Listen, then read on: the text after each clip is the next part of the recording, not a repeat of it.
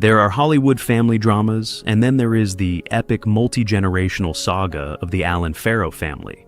It's a narrative more complex, more tragic, and more fiercely debated than any film Woody Allen has ever directed. At its center are his children, whose lives have been profoundly defined by genius, scandal, and a familial schism that has drawn public battle lines for over 3 decades. Number 4. Dylan Farrow, The Allegation, and a voice reclaimed. Born in July 1985, was adopted by actress Mia Farrow as an infant. At the time, Mia was in a long-term relationship with Woody Allen, and he would go on to formally co-adopt Dylan in December 1991. Just weeks later, the family unit catastrophically imploded when Mia discovered Woody's secret sexual affair with her older adopted daughter, Soon-Yi Craven. In the midst of this acrimonious split, in August 1992, a 7-year-old Dylan alleged that Woody Allen had sexually molested her. This accusation became the explosive epicenter of the Allen Farrow feud. Dylan's account, which she has maintained with remarkable consistency for decades, involves Allen leading her to the attic of their Connecticut country home, telling her to lie on her stomach and play with her brother's electric train set, and then sexually assaulting her. The allegation set off a firestorm of investigations, the results of which were complex, contradictory, and ultimately legally inconclusive. 2 key reports came to define the battle lines.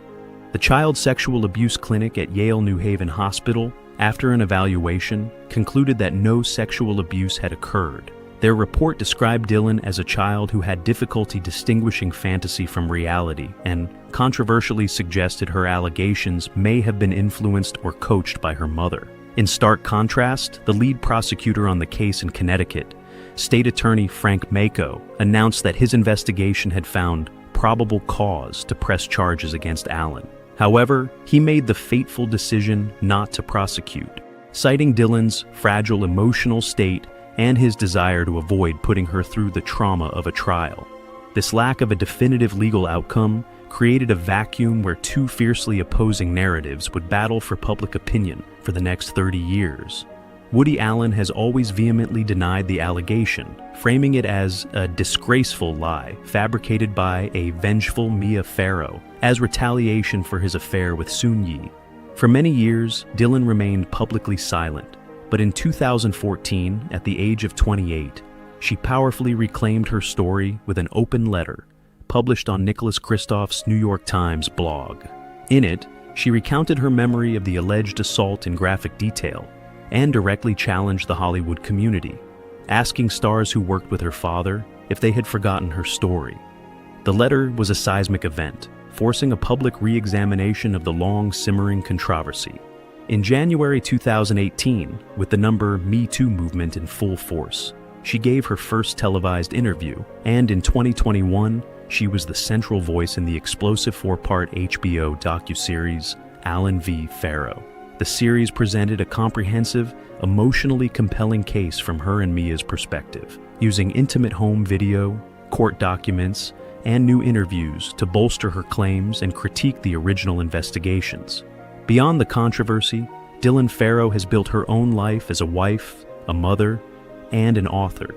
She has channeled her lifelong love of storytelling into a career writing young adult fantasy novels.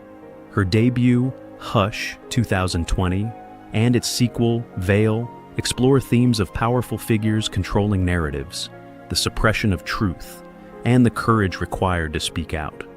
Themes that resonate deeply with her own life story.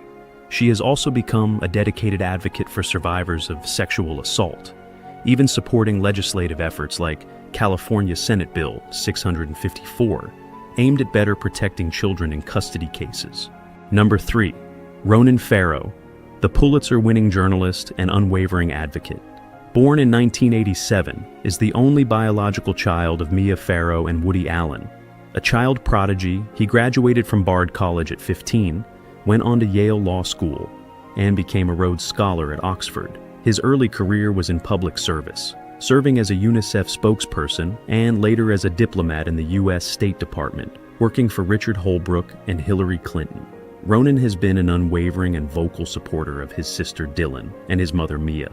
He has publicly condemned Woody Allen, not just for the abuse allegations, but also for what he calls the moral transgression of marrying Soon-Yi, his adoptive sister.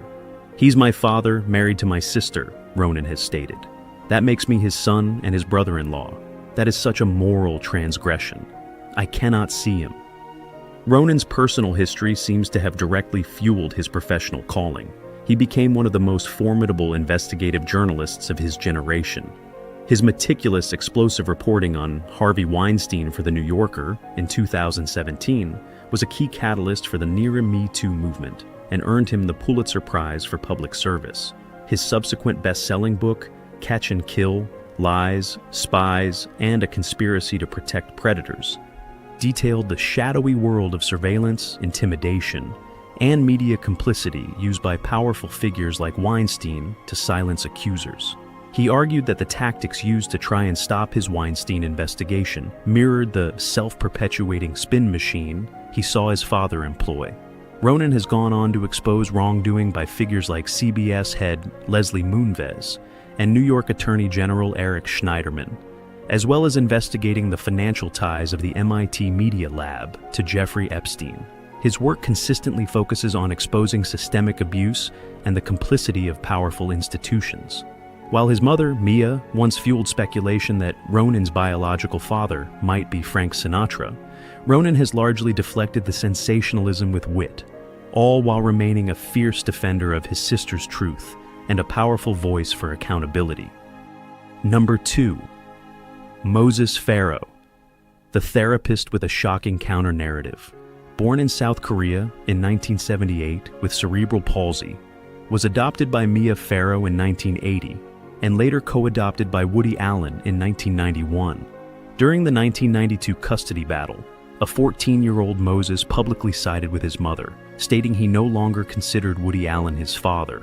But as an adult, Moses's perspective underwent a stunning reversal. He reconnected with Woody Allen, became his staunchest defender, and severed ties with Mia Farrow. In 2014, and more extensively in a 2018 blog post titled "A Son Speaks Out," Moses publicly accused his mother, Mia Farrow, of being a physically and emotionally abusive parent. He called his earlier denunciation of his father the biggest regret of my life.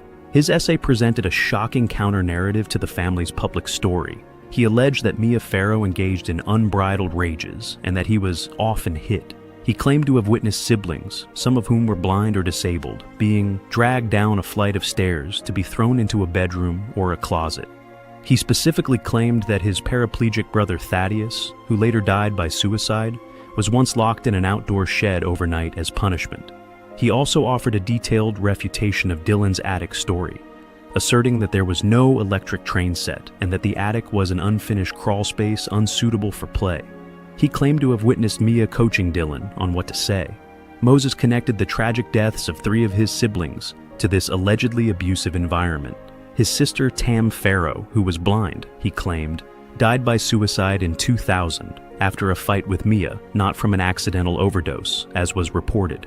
He also noted the suicide of his brother Thaddeus in 2016 and the death of his sister, Lark Previn, in 2008, from AIDS-related complications after a life of poverty and addiction. Moses is now a licensed marriage and family therapist in Connecticut, specializing in adoption trauma. He says his professional work is deeply informed by his own horrifying upbringing. His explosive allegations have provided a powerful alternative narrative for those who doubt Dylan's claims and have further entrenched the deep, painful divisions within the Farrow family. Dylan has responded with deep hurt, calling his claims a betrayal and stating that her brother is dead to me. Number 1, Beshay and Manzi Allen. A new family, a shielded life. After the chaos of the Farrow-Allen split, Woody Allen and Soon-Yi Previn, who married in 1997, built a new family on Manhattan's Upper East Side. They adopted 2 daughters, Beshay Dumaine Allen, born in 1998, and Manzi Teo Allen, born in 2000. Their names are a tribute to Woody Allen's deep love for jazz. Beshay is named for clarinetist Sidney Bechet, and Manzi Teo for musicians, Manzi Johnson and Lorenzo Teo. Their upbringing has been characterized by a concerted effort by their parents to provide a stable and loving atmosphere, often away from the public eye. Soon-Yi, as a full-time mother, has reportedly immersed them in the cultural life of New York City, with museums and Broadway shows, experiences she felt she missed in her own childhood. Bechet attended the prestigious Brearley School and graduated from Bard College with a degree in art history, where she also played on the women's tennis team. Manzi attended Whittier College in California. While intentionally shielded from the press, the sisters have made occasional public appearances with their parents. Most notably in September 2023, Bechet and Manzi, then 24 and 23, walked the red carpet at the Venice International Film Festival for the premiere of their father's 50th film, Coup de Chance. Bechet even worked on the film's costumes. It has been reported that both daughters, described as well-adjusted and world-wise, have spoken up publicly in response to the online hatred aimed at their family. While direct quotes are scarce, this reported loyalty suggests that the private, nurturing environment their parents